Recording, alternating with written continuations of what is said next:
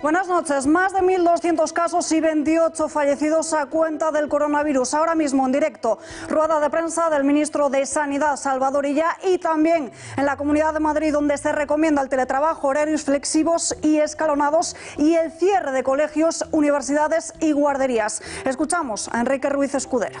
Afrontar un problema de tal magnitud.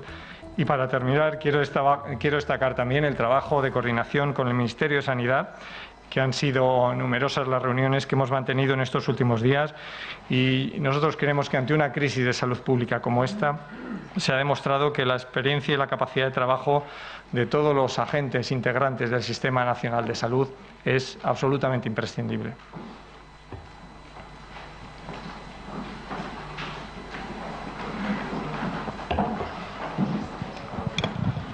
Josefina Stegman, del diario ABC. Le quería preguntar respecto a los mayores que hablaban del especial atención que hay que darles.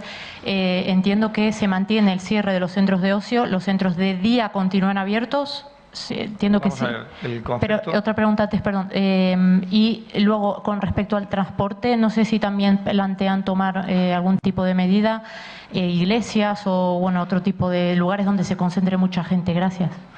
Bien, respecto a la primera cuestión, en los centros de día, o sea, el criterio para evitar que acudan los mayores es un criterio principalmente de personas mayores, digamos, con una gran movilidad o con gran vida social.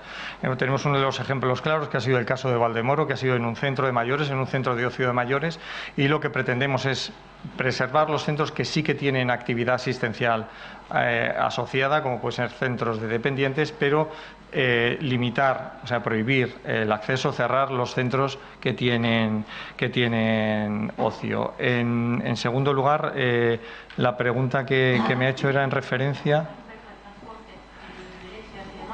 Bueno, respecto a la concentración de personas, como puede ser en espectáculos públicos, en concentraciones deportivas, en congresos, la determinación de cómo actuar se va a hacer en coordinación con el Gobierno de España, que es el que tomará la decisión mañana de exactamente qué eventos y qué actos son los que entran dentro de ese criterio de cierre y de cese de la actividad. Y en transporte, nosotros las medidas que hemos tomado a día de hoy son medidas de tener un especial cuidado higiénico-sanitario sobre todo el transporte, sobre trenes, autobuses, los de transporte colectivo, y de momento, insisto, de momento, puesto que las medidas que hemos tomado en cuanto a los centros educativos van a tener una repercusión importante sobre la movilidad, vamos a evaluar cómo se va produciendo en el caso de que hubiese que tomar otro tipo de decisiones sobre la restricción en movilidad. Sí, Víctor Romero, de Televisión Española. Quería saber si se van a recuperar las clases en los centros y si está colapsado el hospital de Valdemoro. Respecto a si se iba a suspender las clases en los... Bien, la medida que entra en vigor el próximo 11 de marzo, lo que determina es el cese de todas las clases desde la universidad, en todos los escalones educativos, hasta las guarderías. Es el cese de la actividad docente en esos centros durante 15 días, y luego, después de realizar una evaluación epidemiológica de cómo se va comportando y que si esas medidas han sido efectivas, son 15 días que pueden ser prorrogables, pero la determinación de continuar con la medida o no la realizaremos desde la Dirección General de Salud Pública.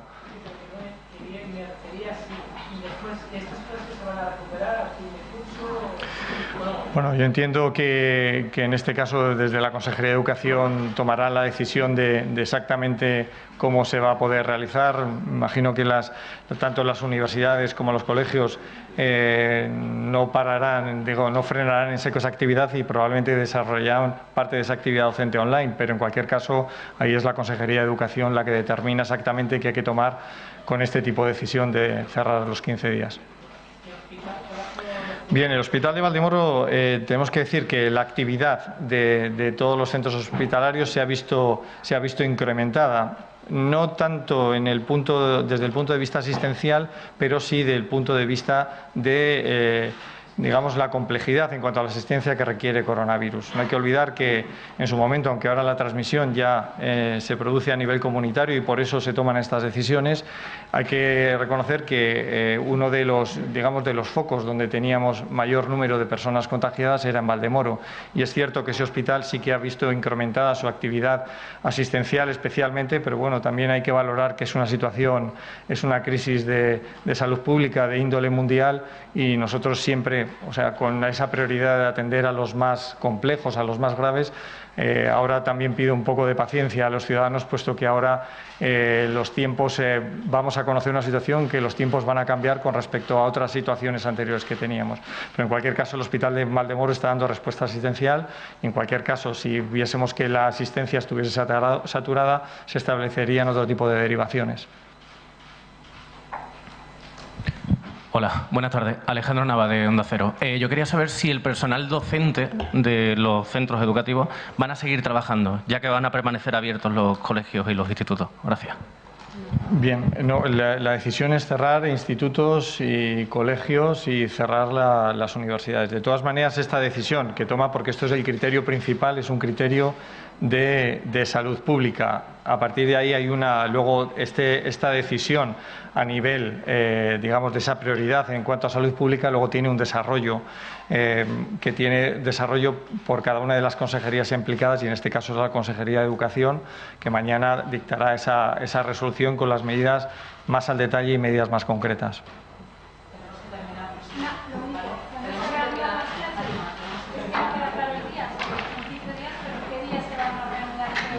Bien, vamos a ver. La decisión se ha tomado durante 15 días, desde el 11 de marzo hasta que sean esos 15 días, que no sé exactamente, bueno, será el 26 de marzo, y a partir de ahí se hace una valoración por parte de la Dirección General de Salud Pública, valorando todas las cuestiones epidemiológicas, principalmente en el comportamiento cuantitativo de la epidemia por coronavirus, y a partir de ahí se tomará la decisión si se prorroga por más tiempo o si se reanudan las clases.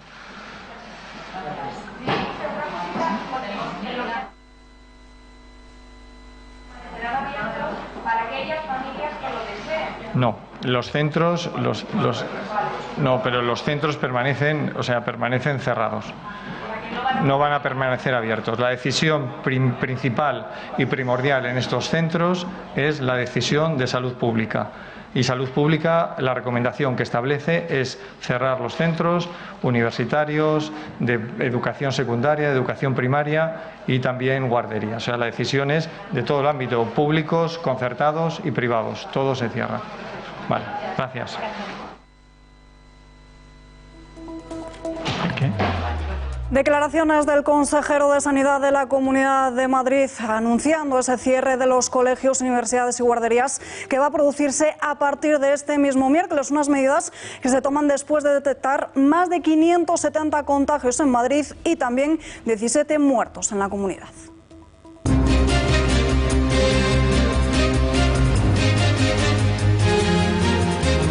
Un año más, el morado y las pancartas han llenado las calles con motivo del 8M. En la manifestación de Madrid, los partidos acudieron por separado, pero el peor parado fue Ciudadanos. Los miembros de la formación, con Begoña Villacís a la cabeza, fueron insultados y acosados durante el transcurso de la misma. Una intimidación que han venido a justificar desde el gobierno Irene Montero.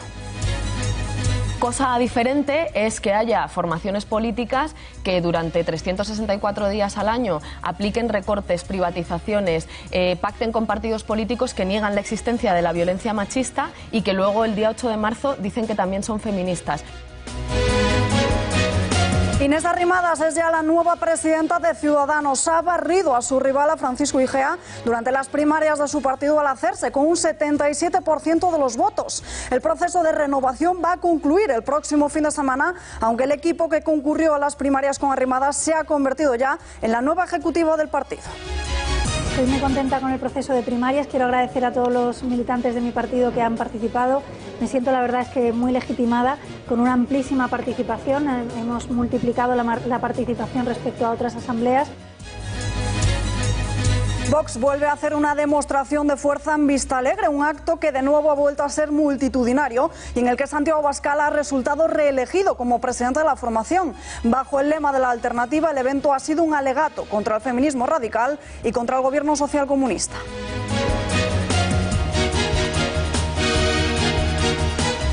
Josep Rull sale de la cárcel para acudir a trabajar. Todos los golpistas encarcelados por el 1 de octubre han salido ya de prisión para hacer tareas de voluntariado, trabajar o cuidar de sus familiares. Rull ha sido el último de ellos y podrá hacerlo de lunes a viernes durante 12 horas al día. Trabajará en su ciudad natal, donde hoy ha sido recibido por decenas de separatistas.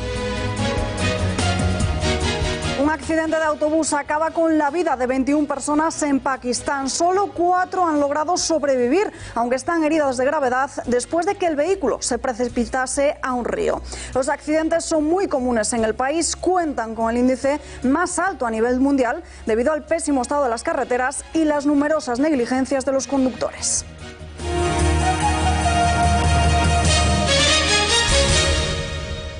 El avance del coronavirus es aterrador. El patógeno provoca más de 1.200 infecciones en nuestro país y 28 fallecidos en algunos puntos de los más preocupantes, como es Madrid. En tan solo 24 horas se han duplicado los contagios y las muertes. Alberto Soto, última hora. Muy buenas noches. Sí, Alba, buenas noches. Y por este aumento de los casos, Sanidad ha decretado aumentar el nivel de alerta a contención reforzada, principalmente por 3 zonas, 3 focos, que son los que más casos activos mantienen en estos momentos: Madrid, Vitoria y La Bastida. De hecho, han aumentado en 13 las muertes en nuestro país y se sitúan ya en 30 personas fallecidas con coronavirus. Y hay que resaltar que todas ellas tenían patologías previas. El ministro Salvador Illa, ministro de Sanidad, ha comparecido hace tan solo unos segundos y comunicaba este cambio de escenario y también apelaba a nuevas medidas que hay que tomar, dicen, en las empresas de los focos principales. De Madrid y Vitoria, La Bastida, siempre que sea posible se adopten medidas de teletrabajo y también, siempre que sea posible, se adopten medidas de flexibilización del horario laboral, del turno laboral y turnos escalonados para evitar, en la medida de lo posible, la concentración de personas en un mismo centro de trabajo. Esto a nivel estatal, Alberto, y en Madrid, en la comunidad, ha decidido el cierre de colegios, universidades y guarderías. Sí, porque paralelamente a la rueda de prensa que ofrecía Salvador Illa en el Ministerio de Sanidad, hacía lo propio la presidenta de la Comunidad de Madrid. Un nuevo decreto que entrará en vigor el próximo miércoles, pasado mañana, día 11 de marzo. Se cerrarán los colegios, universidades e incluso las guarderías. Así lo ha asegurado hoy la presidenta de la comunidad. Ha sido fácil tomar estas decisiones, pero entendemos que la salud pública está por encima de todo. Estas son las principales medidas que entrarán en vigor el próximo miércoles, día 11 de marzo, es decir, pasado mañana. En el medio educativo, suspensión de la actividad docente presencial en todos los niveles educativos: universidades, bachillerato, educación secundaria, educación primaria e infantil, guarderías y formación profesional. Y es que la Comunidad de Madrid es una de esas zonas en las que se están dando contactos locales y también es una de las zonas más vigiladas en estos momentos por las autoridades. En Madrid hay ya más de 470 casos positivos activos por coronavirus y lo mismo pasa en el País Vasco, donde hay cerca de 200 ya. Estos grandes números están llevando a las autoridades a tomar medidas. Ya lo hacían en el País Vasco, allí también cancelaban las clases de todos los menores y también de las universidades. Gracias, Alberto. Cualquier última hora nos pides paso. Bueno, esta es la radiografía que deja el coronavirus en nuestro país. Sanidad insiste en que esa fase de contención debe ser reforzada. Una actuación bastante diferente es la que se está llevando a cabo fuera de nuestras fronteras. En Italia, 16 millones de personas están aisladas y en Francia se han prohibido las aglomeraciones y los actos multitudinarios. Más de 100 países con casos de coronavirus y más de 100 protocolos diferentes de actuación. Italia fue el foco del brote en Europa, con los primeros positivos en el norte del país. Mantienen ya a 16 millones de personas aisladas con medidas restrictivas. Applichiamo un regime delle misure restrittive più rigorose. Prohibido entrar y salir de las denominadas zonas rojas, 15 provincias, incluida Lombardía, hasta el 3 de abril para contener el coronavirus. Evitare ogni spostamento, vincolo per tutte le persone fisiche, in entrata e in uscita del territorio. Un decreto del gobierno que provocaba este fin de semana imágenes como esta, en la estación de Porta Garibaldi. Algunos pretendían salir de Milán por las restricciones de Conte. Sin billete, se arriesgaban a pagar la multa. Otros lo llevaban con más normalidad. Io credo invece molto nel destino. Se è destino, lo prendi. Se non è destino, no lo prenderai. Suspendidos los espectáculos públicos, cines y teatros cerrados, bares y restaurantes de todo el país permanecen abiertos, pero solo entre las 6 de la mañana y las 6 de la tarde, siempre que garanticen 1 metro de distancia entre clientes. Siguen su vida dentro de la prevención. Uno debe viverla normale, è ovvio, debe haber un po' di attenzione. A diferencia de Italia, en Francia dicen aplicar medidas más proporcionadas. Notre priorité absolue, c'est de protéger les personnes qui sont les plus fragiles face au virus. Fue el primer país de Europa en registrar una muerte por COVID-19. Prohibidas las reuniones de más de 1000 personas, excepto casos excepcionales. Y las escuelas de 3 departamentos se han cerrado, desde preescolar hasta secundaria. Son los focos principales del virus. En Alemania se unen a la cancelación de eventos multitudinarios y anuncian ayudas económicas, porque allí el número de casos ha superado el 1.000.000. En Polonia han implementado controles sanitarios en las fronteras. En Irán el número de muertes ha superado las 200 y van a permitir a 70.000 presos salir de la cárcel por el brote. El mundo sigue en pulso con el COVID-19. El descontrol global por este coronavirus ha provocado un nuevo terremoto este mismo lunes en las bolsas europeas. A la incertidumbre y a las medidas decretadas en Alemania, Francia e Italia, se suma ahora el hundimiento del precio del petróleo. Los inversores han entrado en pánico, provocando una nueva jornada negra en los mercados. Nos lo cuenta Xavier Orcajo, periodista y director de Pulso Económico. Parece que no tenemos esa conexión, lo intentaremos en unos minutos porque tras el desplome con el que se ha inaugurado esta semana el IBEX 35, el presidente de la COE ha pedido tranquilidad a los inversores. Antonio Garamendi ha mostrado como una evidencia que el COVID-19 esté afectando a la economía, pero está confiado en que se solucione muy pronto. Y lo que tenemos que estar es tranquilos, pausados y siguiendo las instrucciones que nos marquen las autoridades sanitarias, que son las que conocen estos temas. Agradezco especialmente esa coordinación. Estamos en contacto permanentemente, en este caso con el Gobierno, nuestras organizaciones con las comunidades autónomas, y ahí sí pedimos, lógicamente, en la parte que nos toque de la economía, querido presidente, el jueves nos reuniremos también para hablar de diálogo social. Yo creo que otro de los elementos fundamentales, tanto a nivel nacional como autonómico, el diálogo social es la clave de las grandes decisiones. Ahí te pediremos pues, que en este caso, en la parte de economía, nuestra ministra, nuestra vicepresidenta económica, coordine en cierta medida la parte que nos toque desde el punto de vista económico. Mensaje de tranquilidad que se produce después de una jornada con bastante terremoto en los mercados. Como le decíamos antes, nos los cuenta Xavier Orcajo. Bueno, es que se esperaban medidas coordinadas en los países desarrollados que animasen a los inversores a pensar que con un horizonte temporal la crisis del coronavirus se iba a solucionar. No han llegado esas medidas, han llegado de forma descoordinada, han llegado con pereza, hay países donde ni siquiera se han producido. Las medidas de estímulo que pudieran haber retenido cierto interés inversor, en cualquier caso el inversor, el dinero tiene miedo y ha huido. día de pánico en la bolsa, lunes negro en la bolsa, la española ha caído un 8%, caídas en algunos valores hasta el 17%, Arcelor, el 15%, Repsol, el Banco Sabadell no le anda la zaga. En fin, un panorama desolador en lo que toca a la bolsa, pero que se agrava por dos circunstancias. Una nacional, que es el aumento de nuestra prima de riesgo, porque nos han puesto la escarapela de país que tiene muchos problemas con el coronavirus. 25 muertos y 1.000 afectados no son poca cosa. Y claro, en fin, alguien puede deducir que de turismo no vayamos a tener mucho en los próximos meses. Y eso es lo que hace que nuestra prima de riesgo hoy haya dado un salto de un 20%. 100 puntitos de prima de riesgo. Ya nos habíamos olvidado de la prima de riesgo, os acordarán, cuando la crisis económica, que íbamos pendientes día a día de ella. Y luego está el tercer factor exterior, que es la bronca entre el antiguamente primer país productor, Arabia Saudí, que encabeza el grupo de la OPEP, que quiere reducir la producción petrolera para mantener arriba los precios, dado que China no compra, han caído o deberían caer si siguen produciendo la cantidad de petróleo que están produciendo. Han ido a ver a Rusia a ver si se anima a contribuir en esa línea, en ese horizonte de decisión, y los rusos han dicho que no están de acuerdo en reducir la producción y que cada uno se apañe como pueda. Consecuencia de ello, gran caída de los precios petroleros hasta niveles que no se recordaban.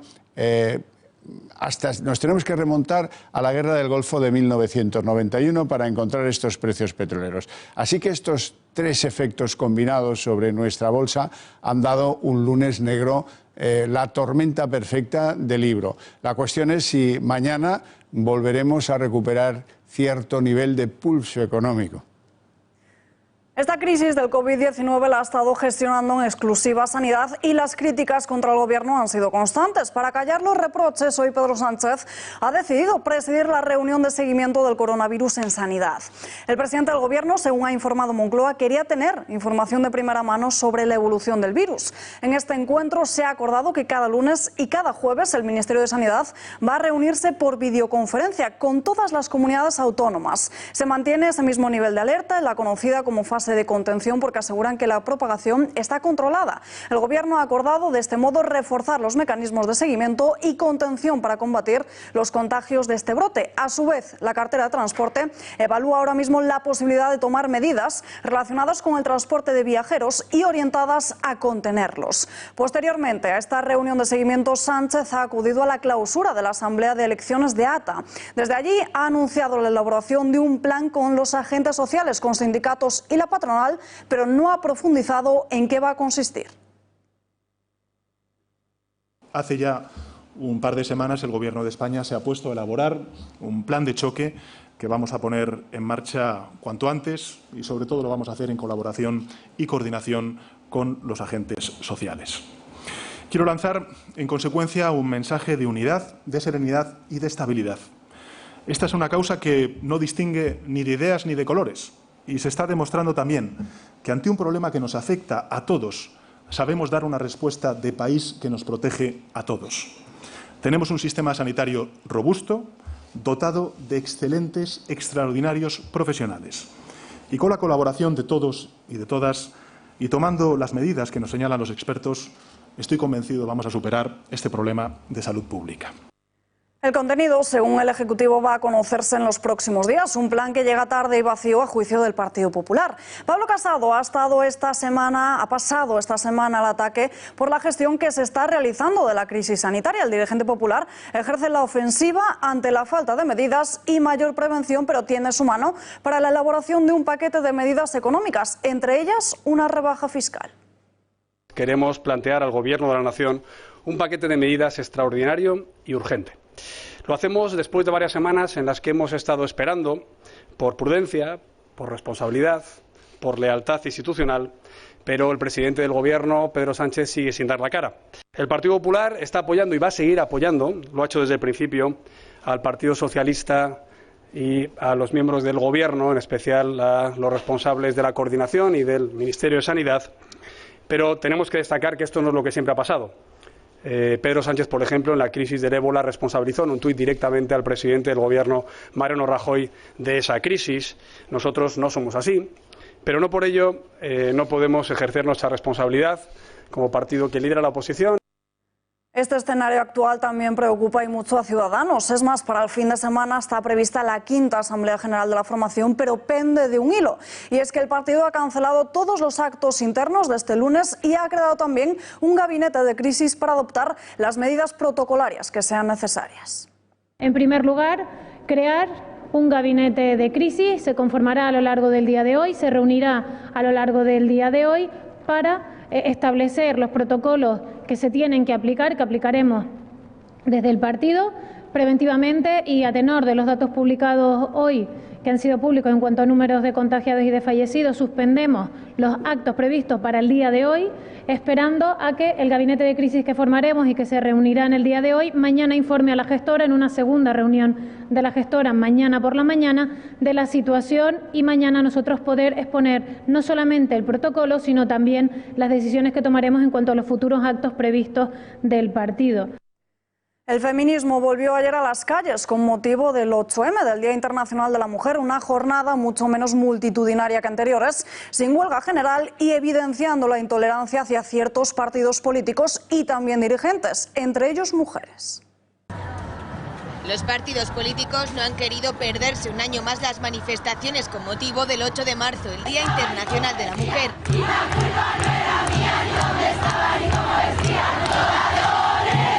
Concretamente, a la de Madrid han acudido PSOE, Unidas Podemos, PP y Ciudadanos, cita que para algunos era novedad.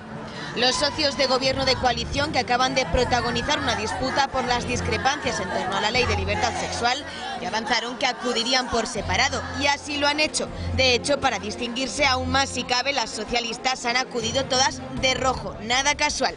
La vicepresidenta Carmen Calvo encabezaba la manifestación de su partido, acompañada de la portavoz parlamentaria del PSOE, Adriana Lastra, y de la ministra de Exteriores, Arantxa González, también Fernando Grande Marlaska, Isabel Celaá, Nadia Calviño, Carolina Darias y la esposa del presidente del gobierno, Begoña Gómez. Estamos en la calle como siempre, algunas llevamos muchos años en el 8 de marzo, muchos años, cuando apenas nadie sabía qué significaba, cuando no había grandes manifestaciones, cuando casi nadie estaba. Las socias de gobierno, las de Unidas Podemos, por otro lado, y encabezadas por la ministra de Igualdad, Irene Montero, han reivindicado una gran alianza feminista. Que las mujeres vamos a seguir luchando todos los días del año porque nos queremos vivas, nos queremos libres de violencias machistas, queremos que se reparta la riqueza, el tiempo y los cuidados, queremos poder amar a quien nos dé la gana. De hecho, de los cánticos más escuchados, el preferido de Montero. Y hay una formación que no ha sido muy bien recibida, la de Ciudadanos.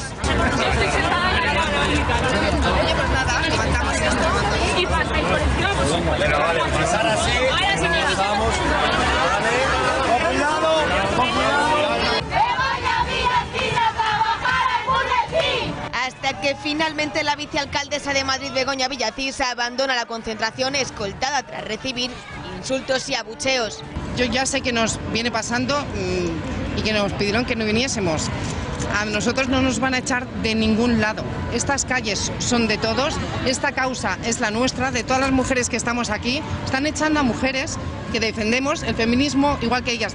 Pero es que si me apuráis, ellas no defienden el feminismo. Y las mujeres populares, a pesar de que otros años no habían querido participar, algunas políticas del PP como Ana Pastor y Cuca Gamarra han optado por manifestarse sin pancarta propia, por un feminismo sin etiquetas, y han conseguido salir airosas. De la necesidad de un feminismo sin etiquetas y sobre todo una sociedad que trabajemos de manera conjunta, todas las mujeres y también con los hombres, por alcanzar ese objetivo que es la igualdad real entre mujeres y hombres ante las diferencias que todavía hoy existen. Y los de Vox, los únicos que no han asistido por diferencias con el manifiesto, a quien sí vimos a uno de sus afiliados, a Bertrán Endongo, muy criticado, miren. Una participación que ha bajado en comparación al año pasado, según la delegación del gobierno. La asistencia fue de 120.000 personas, 3 veces menos que las 350.000 de hace un año. Ya lo han visto, feministas radicales revolviéndose contra Ciudadanos. La formación naranja se vio incluso obligada a marcharse de la manifestación por seguridad. Y ha llamado mucho la atención la reacción que ha mostrado la ministra de Igualdad, Irene Montero. Yo creo que el movimiento feminista es muy inclusivo y muy plural, y de hecho es un movimiento en cuyo seno siempre hay debates, muchos de ellos que salen de las entrañas, ¿no? y que movilizan pues todos nuestros cuerpos, no solamente nuestro intelecto. El movimiento feminista siempre ha sido un movimiento plural y creo que crece cuando va incluyendo. Cosa diferente es que haya formaciones políticas que durante 364 días al año apliquen recortes, privatizaciones, pacten con partidos políticos que niegan la existencia de la violencia machista y que luego el día 8 de marzo dicen que también son feministas. Inés Arrimadas ha respondido a Montero. La ya presidenta de Ciudadanos considera que esas palabras de justificación denotan bastante sectarismo y ve incomprensible el hecho de que la ministra de Igualdad haya intentado apropiarse de esta fecha. Es una vergüenza que el Gobierno de España esté animando o justificando que a mujeres el día 8 de marzo se les insulte, se les escupa, se les intente agredir y se les eche de una manifestación. Eso no es feminismo, es sectarismo, es absolutamente contraproducente. El feminismo es inclusivo. El día 8 de marzo no es de Irene Montero. El 8 de marzo es de todas las mujeres, se celebra en todo el mundo. Así que el Gobierno de España no es nadie ni para animar a echar a nadie de la manifestación, ni mucho menos para justificar un intento de agresión como, intento de agresión, escupitajos, insultos y de todo que sufrieron mis compañeras un año más. Muchos periodistas estuvieron en la manifestación de este domingo para poder cubrirlo. Sin embargo, algunos lo tuvieron mucho más difícil por la actitud de algunas radicales. Es el caso de Elena Berberana, periodista de Libertad Digital. La saludamos ya, Elena. Muy buenas noches. Hola, buenas noches. Muchos profesionales tuvieron que sufrir insultos y amenazas. ¿Se ha producido un señalamiento de medios no afines? Bueno, pues este año, con respecto a años anteriores, sí. La radicalización y la violencia ha sido mucho más elevada, esto se ha notado, y el señalamiento a medios de comunicación se ha producido. De hecho, nosotros lo llegamos a vivir en primera persona, en la parte, sobre todo, de la manifestación donde iba Podemos. La señora ministra de Igualdad, Irene Montero, llevaba un cordón que hacía las veces de escolta a su alrededor, no podía nadie acercarse. Esto formaba, para que lo entendáis, como una especie de corro donde era imposible franquearlo, con lo cual nosotras tuvimos que pedir permiso para poder acceder dentro de ese corro que tenían formado una treintena de mujeres y poder pedir unas declaraciones a Irene Montero para ver qué le parecía los scratches que se estaban produciendo en ese momento y de forma simultánea más arriba de la manifestación. Y bueno, nos fue imposible porque nos dijeron que teníamos que acreditarnos para estar delante de esa pancarta y poder acceder a Irene Montero. Y nos preguntaron pues de muy malas formas de qué medio de comunicación éramos. Bueno, como si fuéramos sospechosos, nos identificamos como Libertad Digital y en ese momento pues empezaron a gritarse unas a las otras para poder señalar y decir que a mí no se me podía dejar pasar en ese momento, y empezaron a gritar, la frase exacta fue: a esta no la dejéis pasar. Con lo cual empezaron los empujones, ellas empezaron a ir hacia atrás y bueno, pues por salvaguardar mi seguridad, evidentemente mi integridad física, pues tuve que salir de la manifestación donde estaba, ya os digo, la parte de Irene Montero. No solo fue a mí, fue también a periodistas de El Mundo. Tengo constancia que de otros diarios digitales, llamémoslo así, no afines o críticos con Podemos, tampoco tuvieron acceso a ese baile de cámaras que había dentro de ese corro y que controlaban pues una treintena de mujeres bastante histéricas, desatadas y agresivas. Elena Berberana, gracias y muy buenas noches. Más asuntos del día. Santiago Abascal ha sido reelegido como presidente de Vox. Ha ocurrido este domingo, con un acto convertido en una tercera demostración de fuerza del partido en Vistalegre. Para este congreso no hubo ninguna otra candidatura alternativa a la del líder vasco, por lo que esta ausencia ha permitido la reelección de Abascal y su equipo sin votación alguna. En la Plaza de Toros madrileña se registraron unos 9.000 asistentes al acto, según los datos facilitados por el propio partido. Se han creado dos nuevos órganos que serán las herramientas esenciales de Vox: el Comité de Acción Política, que será el centro de operaciones de la formación, y el Comité de Gestión, que se va a encargar de gestionar las cuestiones financieras. Bajo el lema La Alternativa, desde Vox han arremetido duramente contra el gobierno de Pedro Sánchez y avisando de que han llegado para quedarse. Inés Arrimadas arrasa en las primarias de Ciudadanos. Se ha impuesto a su contrincante, a Francisco Igea, con un 76,9% de los votos de los militantes. El vicepresidente de la Junta de Castilla y León solo ha conseguido hacerse con el respaldo del 22,3%. De este modo, Arrimadas se convierte en la primera dirigente que se pone al frente de un partido, un lugar que quedó vacío tras la marcha de Albert Rivera y que ocupa, como ya se esperaba, su sucesora natural. La candidatura que ha vencido se convierte en el nuevo comité ejecutivo de la formación, que tiene previsto tomar posesión los próximos 14 y 15 de marzo. Arrimadas se va a rodear de algunas personas de su círculo de más confianza, como es el caso de José María Espejo, Saavedra o Carlos Cuadrado. Los críticos, con un 22% de los apoyos, quedarán al margen de esa dirección. Estoy muy contenta con el proceso de primarias. Quiero agradecer a todos los militantes de mi partido que han participado. Me siento, la verdad, es que muy legitimada, con una amplísima participación. Hemos multiplicado la participación respecto a otras asambleas y la verdad es que pues me siento con el apoyo mayoritario, por supuesto muy mayoritario, de la militancia para empezar esta nueva etapa. Necesitamos un partido de centro liberal fuerte en España y ese partido va a ser Ciudadanos, lo va a seguir siendo, como ya lo somos en muchos gobiernos autonómicos y locales. Así que mirando al futuro, con mucha fuerza, unidos y adelante. Nos vamos hasta Cataluña porque Josep Rull ha salido hoy de prisión para acudir a trabajar. Lo hará en Mutua Terrassa, formando parte del equipo de profesionales de asesoría jurídica. El separatista le ha arropado en su primer día laboral. Ha sido recibido por varios vecinos de su ciudad natal y también por el actual consejero de Territorio y Sostenibilidad. Un total de unas 70 personas con pancartas en las que se podía leer "Libertad, presos políticos". El exconsejero, que fue condenado a 10 años y 6 meses de prisión, también hará voluntariado en este mismo municipio. Y nos vamos ya en directo hasta nuestra redacción de informativos. Allí se encuentra Alberto Soto. Alberto, última hora sobre el coronavirus. Buenas noches de nuevo.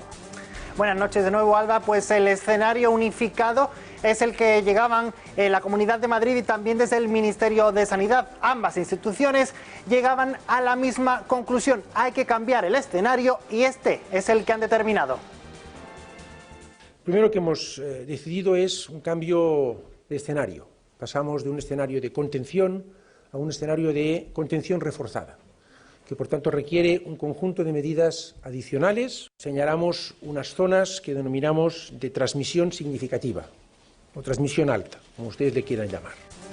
Un cambio de escenario provocado por el aumento e incluso esos datos que se han duplicado en comunidades como Madrid, que ya alcanza los 578 positivos activos con coronavirus. Esos escenarios se cambiaban en la Comunidad de Madrid y también en el País Vasco. En estos momentos en España tenemos más de 1000 casos activos.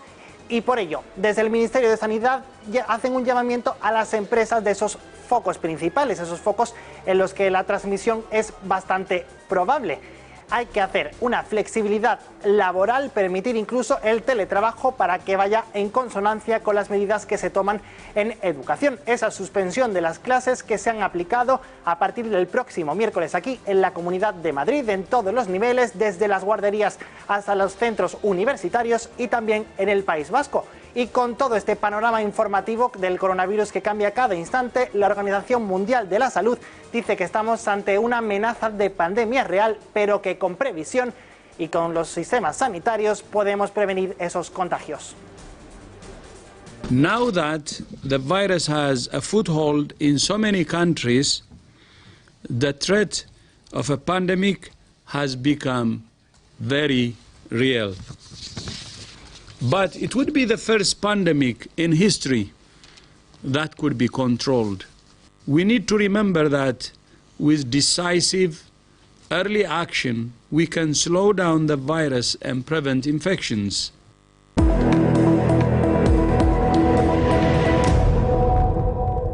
Lo que está sucediendo en la frontera entre Turquía y Grecia es una verdadera crisis humanitaria. El gobierno griego decidió cerrar la semana pasada la frontera a todos aquellos inmigrantes que querían entrar en el país. Centenares de ellos continúan a la espera en ese punto y se han convertido ya en un arma política. Erdogan ha pedido a las autoridades griegas que abran sus puertas a Europa para que los migrantes que están llegando a centenares al país, después de que Ankara decidiera abrir sus accesos, puedan viajar a otros lugares del continente. Unas declaraciones que ha hecho en plena crisis por su decisión de abrir el paso a inmigrantes en violación del acuerdo económico por el que Ankara se convertía en un estado tapón a la inmigración a cambio de una compensación económica. Erdogan se dirige hoy mismo a Bruselas para explicar a la Unión Europea los motivos de una decisión interpretada como una medida de presión para conseguir más dinero y más ayuda en su campaña en Siria. El bloque comunitario rechazó la medida, calificándola de presión migratoria con fines políticos, y llamó a Turquía a volver a cumplir el acuerdo sobre la inmigración firmado en 2016, mientras Grecia le acusa de chantaje. Al menos 21 personas han muerto en Pakistán al caer al río el autobús en el que viajaban. Ha ocurrido muy cerca de la frontera con China. El autobús salió desde la ciudad de Rawalpindi y se dirigía a un famoso destino turístico. A bordo del mismo viajaban 25 personas. 21 han muerto y las otras 4 están gravemente heridas. Pakistán cuenta con uno de los índices de accidentes de tráfico más altos de todo el mundo debido al pésimo estado de sus carreteras. En el país, la situación de la red viaria se junta a la falta de inversión y también a las negligencias de muchos conductores. Según la Oficina de Estadísticas de Pakistán, cada año se registran en el país asiático unos 9.000 accidentes de tráfico que se cobran la vida de unas 4.000 personas. No hay tiempo para más, nos despedimos, pero como siempre les dejamos con Tiempos Modernos y después El Gato al Agua. Gracias por acompañarnos, hasta mañana y muy buenas noches.